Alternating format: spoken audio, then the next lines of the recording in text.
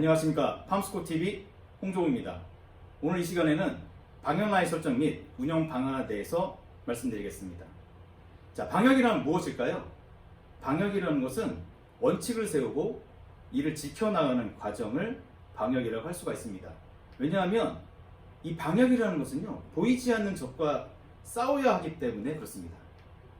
지난 수년간 태국의 CP그룹에서요, 추적 조사한 결과에 따르면 실제로 방역이 어디서 뚫리는지를 한번 조사해 봤습니다. 가장 많은 비중을 차지하는 것이 바로 출하 가정으로 67%였고요. 그 다음에 근무자 및 방문자에 의해서 약 16%가 발생을 하였습니다. 다시 말씀드려서 사람에 의한 것이 약 83%로 사람을 어떻게 관리를 하고 통제하느냐가 방역의 가장 중요한 포인트라고 말씀드릴 수가 있습니다. 팜스코에서 제안드리는 방역 라인은 크게 세 단계로 구성되어 있습니다. 첫 번째로는 청정구역, 그 다음엔 준청정구역, 다음 오염구역으로 나눌 수가 있고요. 각 단계를 넘어갈 때는 반드시 샤워를 해야 된다는 그런 원칙을 지키고 있습니다. 또 하나, 청정구역 내로는 사료차량 혹은 분뇨차량 등 외부 차량은 절대 진입하지 못한다는 그런 원칙도 제안드릴 수 있겠습니다. 이러한 방역 라인 설정에 있어서 팜스코 직영농장에서 실제로 어떻게 하고 있는지 사례를 통해서 살펴보도록 하겠습니다. 오른쪽 하단에 주차장을 중심으로 해서 분뇨 처리장, 그 다음 1차 샤워실, 차량 소독지를 경유해서 여기를 오염구로 설정을 하고요. 그 다음에 준청정구역으로 들어가서 청정구로 진입하는 그런 방역 라인을 갖고 있습니다. 다시 말씀드려서 주차장, 분뇨 처리장, 그 다음에 1차 샤워실, 그 다음에 1차 차량 소독실, 외부 물품 반입창고, 분양 출하대, 여기까지가 요 빨간색인 오염구역으로 설정되어 있고요. 이 오염구역에서 사람의 경우에는 샤워를 하고요. 차량의 경우에는 1차 세차를 하고, 그리고 준청정구역으로 넘어가게 됩니다. 이 준청정을 넘어갈 때는 또다시 샤워와 차량의 경우에는 소독을 경유하게 되고요. 이를 통해서 돼지가 있는 청정구역으로 넘어갈 수 있게 됩니다. 이 청정구역은 반드시 이 농장 외곽에 방역 펜스를 설치를 해야 되고요. 이 방역 펜스를 설치하는 가장 큰 이유는 외부인이나 혹은 야생동물이 돼지와 직접적으로 접촉되는 것을 막기 위함으로 설치된 것입니다. 이 방역 펜스라는 것은 반드시 필요한 설치 필수 요소라고 볼 수가 있겠고요. 이 방역 펜스를 설치할 때의 높이는 1.5m, 땅속으로는 0.5m 깊이로 설치하는 것을 권장드립니다.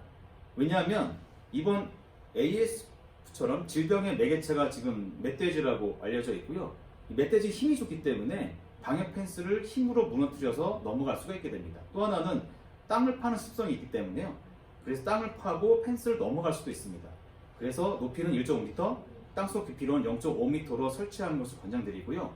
가능하다면 이중 펜스로 설치하는 것을 더욱더 권장드리도록 하겠습니다. 이에 따른 농장 직원 출입 절차를 말씀드리겠습니다. 농장 직원이 아침에 출근할 때는 반드시 샤워장을 경유해서 샤워를 하는 것을 원칙으로 합니다. 혹은 중간에 잠깐 외출한다 하더라도 만약에 농장에 다시 들어올 때는 샤워를 하는 것이 원칙이고요. 그래서 이 샤워장은 방역의 국경이라고 설명드릴 수 있습니다. 우리가 흔히 국경이라 한다면 휴전선을 떠오르게 되는데요. 휴전선을 넘어가면 어떻게 됩니까? 죽습니다. 다시 말씀드려서 이 방역의 국경인 샤워장을 샤워하셔 그냥 넘어가게 되면 농장이 죽는다 라는 이런 생각으로 샤워장을 운영하셔야 될 것입니다. 이에 따라서 저희 팜스코에서 운영하는 직영농장에서의 샤워실 운영 방법에 대해서 말씀드리겠습니다. 샤워장은 들어가는 문과 나오는 문이 한 방향, 원웨이로 구성이 되어야 합니다.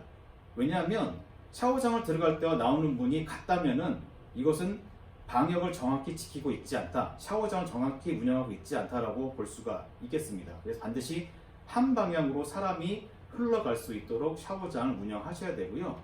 이 샤워장 문을 열고 안으로 들어가게 되면 이에 보시는 것처럼 입고 온 옷을 탈의할 수 있는 개인 옷장이 구비되어 있고요.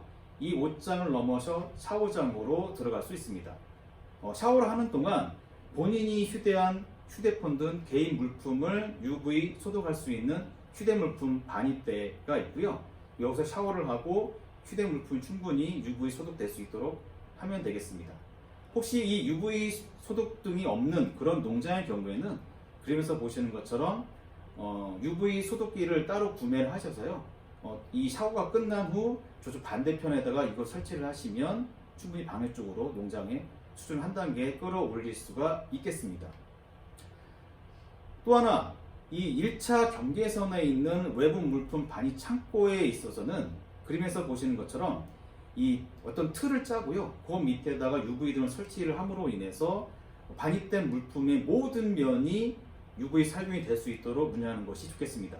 왜냐하면 많은 농장들이 이 외부 물품 반입 창고에 UV 등을 설치를 하시긴 하는데요.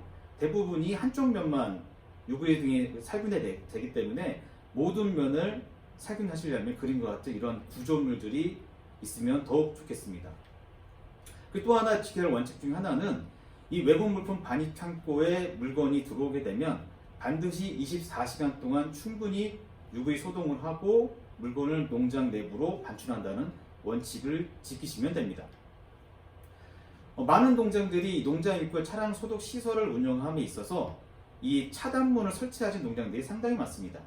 이 차단문을 설치하지 않을 경우에 외부인이나 외부의 야생동물들이 쉽게 농장을 들어올 수가 있습니다. 그래서 반드시 차단문을 설치를 해서 농장의 방역을 좀 더 높이는 그런 과정들이 필요하다고 볼 수가 있겠습니다. 또 하나 방역이 뚫린 지점 중 하나가 이 바로 외부에서 들어오는 차량들, 분양 차량이나 출하 차량이 될 수가 있겠는데요.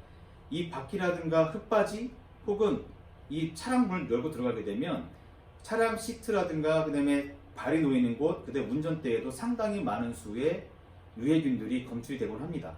따라서 이런 분양차라든가 비흡돈 출하 차량이 농장에 들어온다면 기사님은 절대 하차하지 않는다, 이런 원칙들을 지켜나가시면 되겠습니다.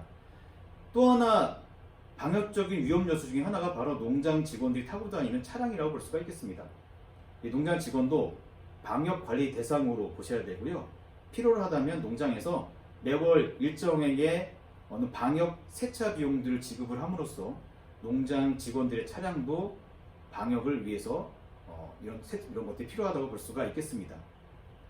마지막으로 방역이 뚫린 지점을 또 한번 살펴보면 첫 번째는 동물약품 배달 직원이라고 볼 수가 있겠고요. 두 번째는 우체국 및 택배 기사 직원, 그 다음에 출하차 기사나 혹은 공사 혹은 시설 보수 출입하는 차량들이 여기에 속하게 되는데요.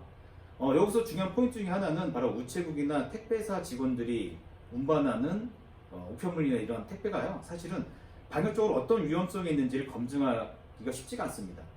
그래서 외부 물품 반입 창고 옆에 택배함을 따로 설치를 하시고 여기 UV 등을 켜 놓으셔서 24시간 있다가 농장 내로 반입을 한다라는 그런 원칙을 지켜 나가시면 되겠습니다.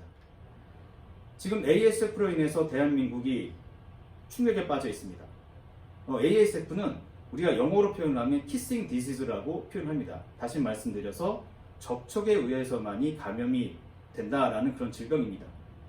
오늘 제가 설명드린 것처럼 이런 농장 내 방역을 철저히 지킨다면 이런 접촉 감염에 의해서 발생하는 ASF를 충분히 극복할 수 있을 거라고 생각합니다. ASF는 반드시 극복됩니다. 내 농장은 내가 지킨다. 감사합니다.